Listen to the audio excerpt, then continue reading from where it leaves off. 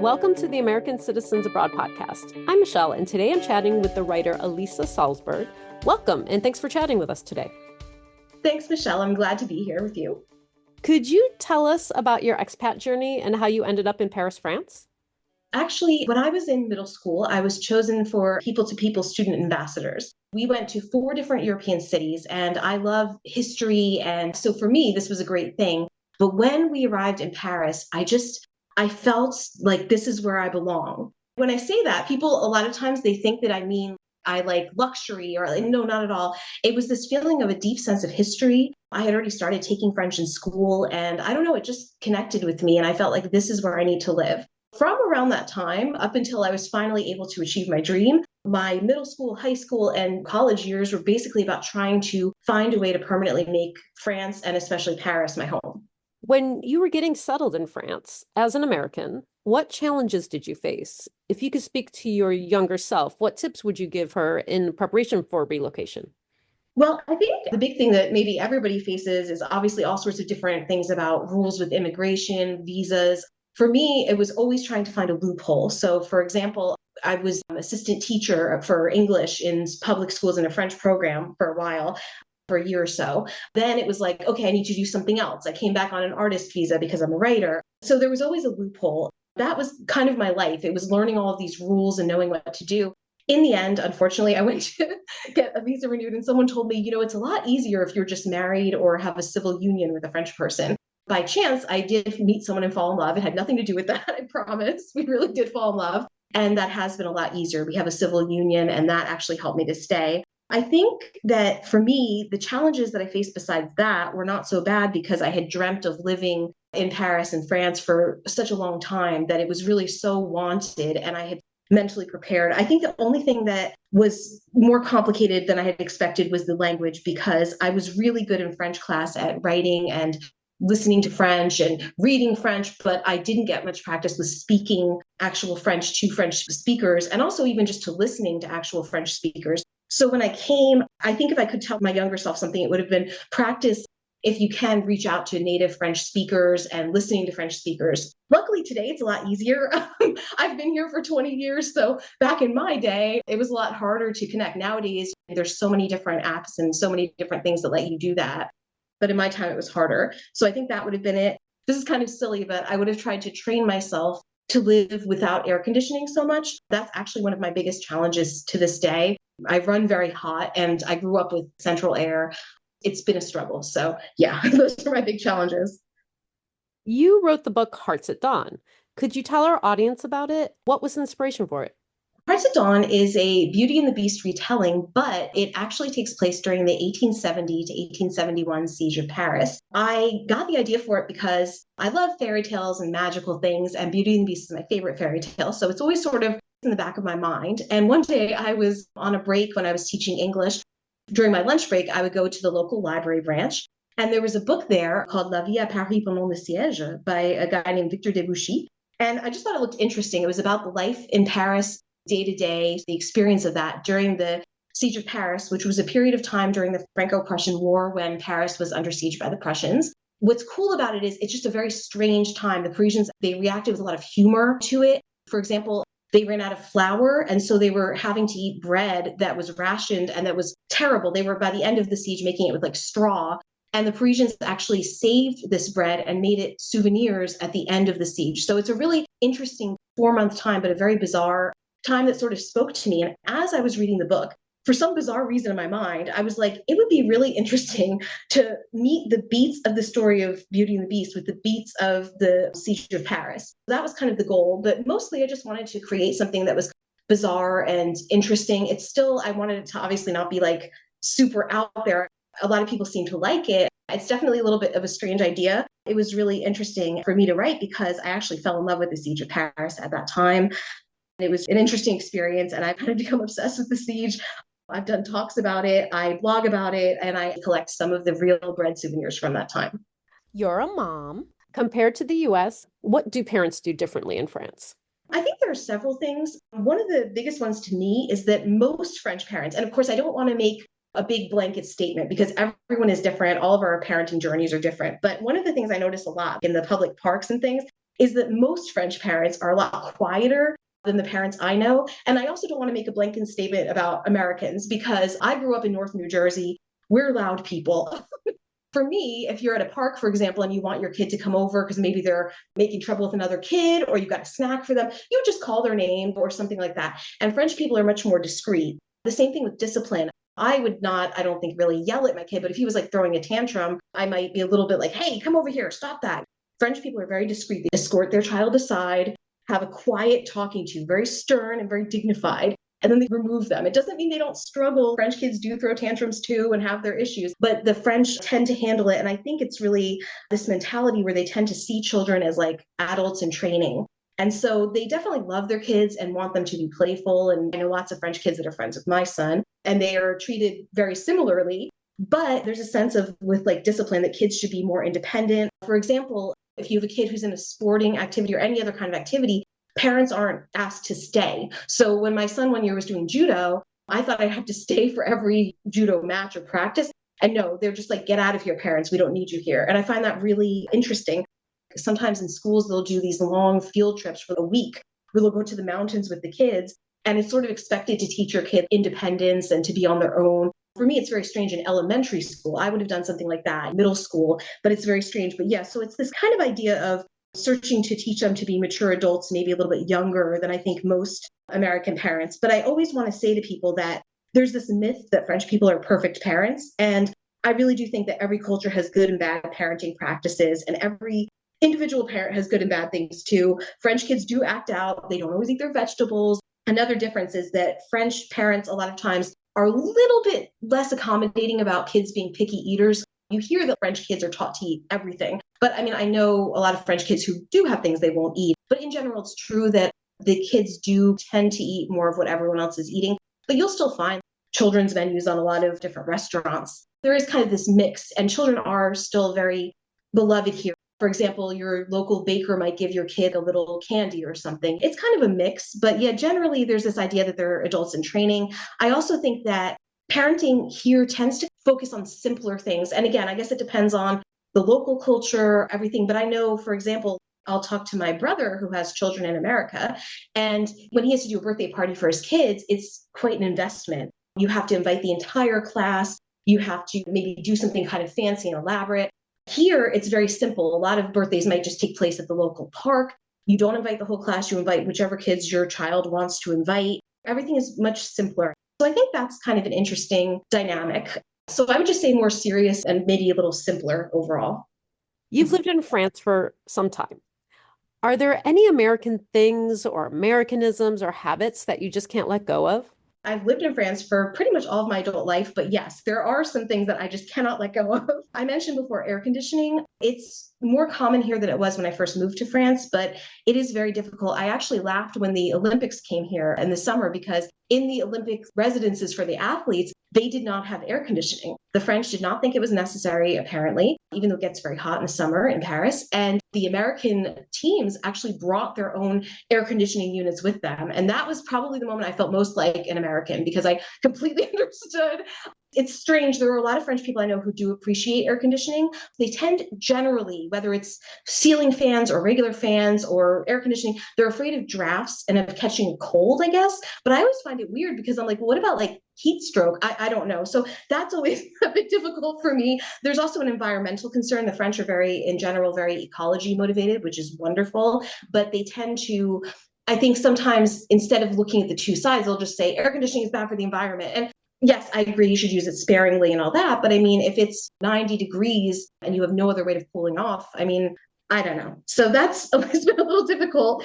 Another thing that's difficult, I think, is the sense in America that a lot of things are available 24/7. There's places that are open. You might go to Walmart at 3 a.m. if you wanted. Customer service happens very quickly in most cases. I know not always. A lot of things in France, it takes longer, whether it's a project or just a customer service thing. Everything is just a lot longer. And that sometimes can frustrate me. There's obviously certain American foods and things that I enjoy, although over the years, as I've adapted more and more to French life, it's become less common. But there are certain habits, like, for example, having breakfast for dinner. I grew up with that. I think it's kind of fun from time to time. And for most of the French people I know, that's really bizarre to do that. Things like that that are a little bit, I guess, exceptional.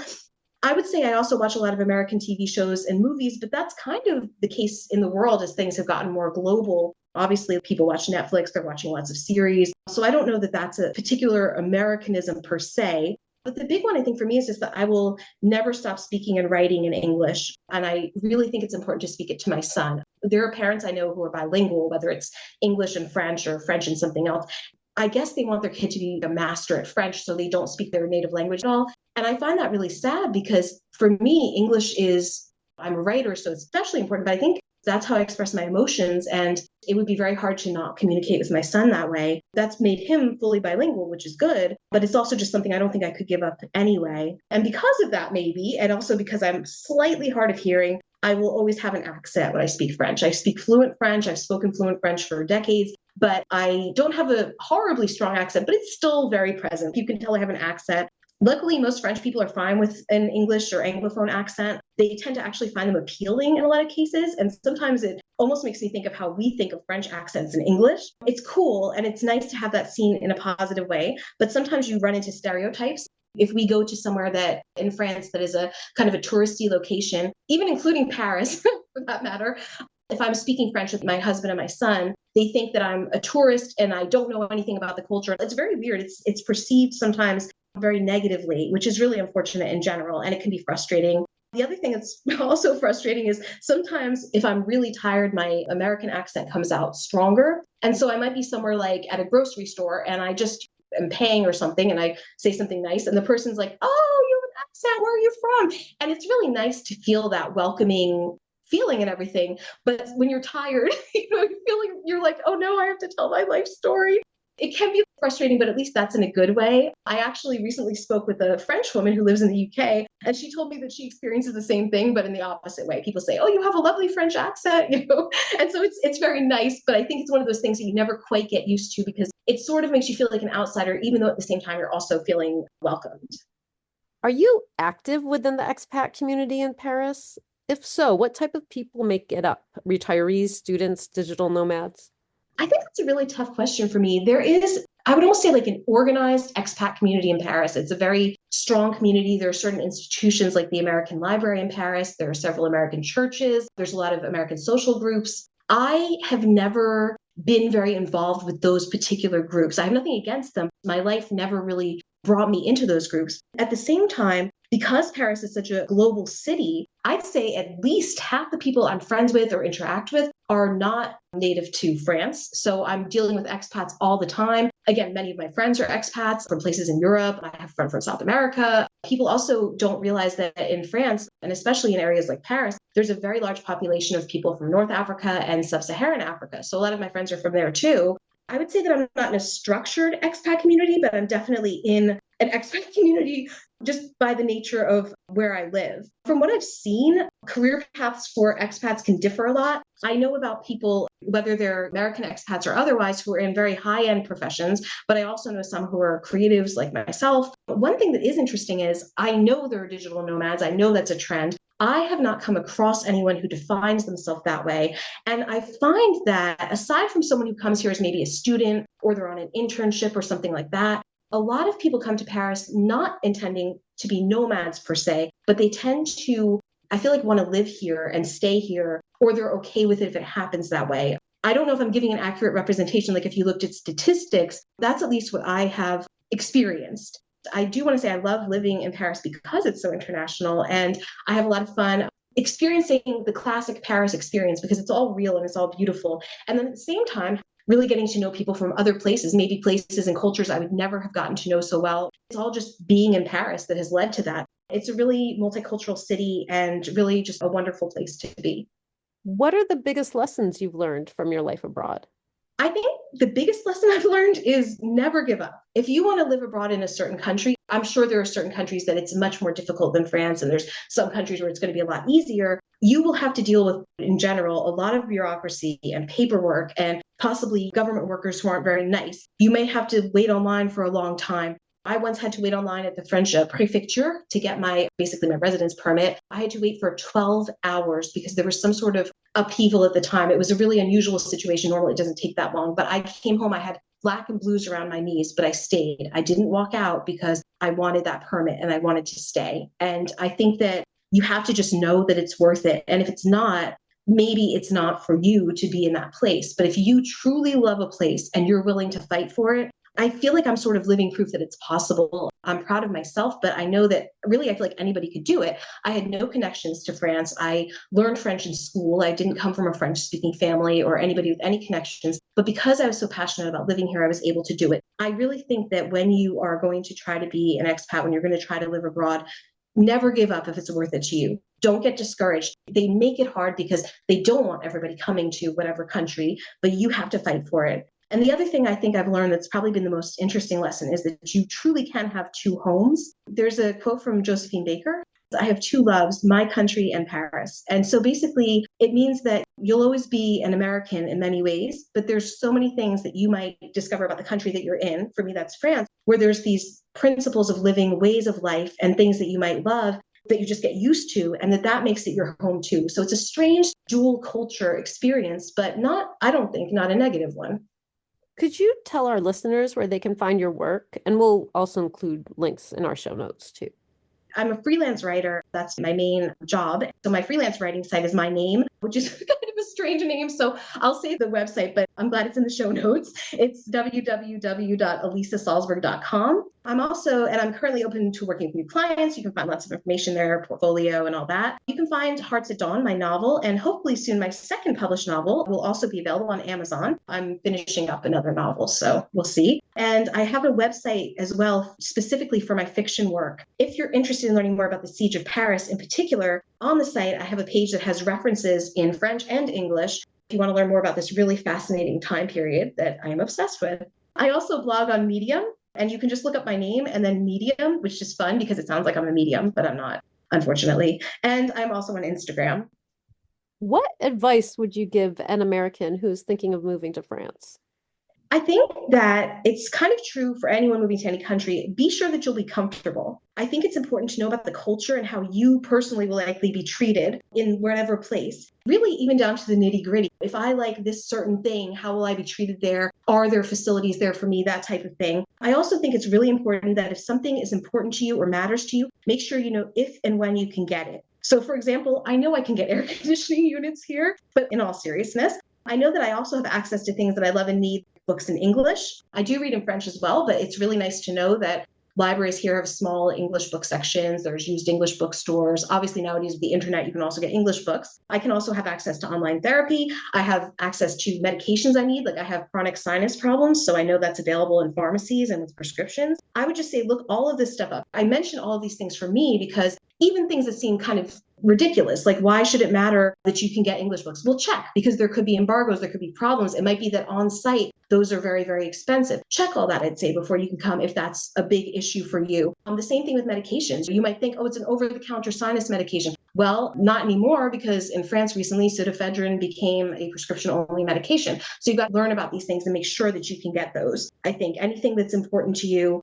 big or small, is really, really important to make sure you're comfortable. And if you can't find it in France, make sure you know if and how you can bring it here or whatever country you might be choosing to live in. And I'd also say that it's important to remember that life in France is not as perfect as it seems in movies and TV shows. There's a thing called Paris syndrome, where people completely freak out because they come to Paris and it is beautiful, but the streets are full of dog poop. It's just a known truth. It's a part of the experience, but it is completely worth it to live here and gorgeous, but you have to know it's a real place. It's not just a TV set. And I think that'll help you to be prepared if you're thinking about that. And lastly, I think it's really, really important to try to learn French. There are places you might be able to get by not speaking French, but you will miss out on so much. And I often will read about expats who try to move to France and they'll say things like, I'm so sad because I can't make any connections with people here because I don't speak French. And it's like, well, of course not. At first, it might be slow going if you didn't have the opportunity to learn French in school. But nowadays, again, there's so many apps that can at least give you a base level. And then from there, you can practice or you can take French lessons on site. There's online tutors, there's conversation groups. I mean, there's so many resources. But I would say really try to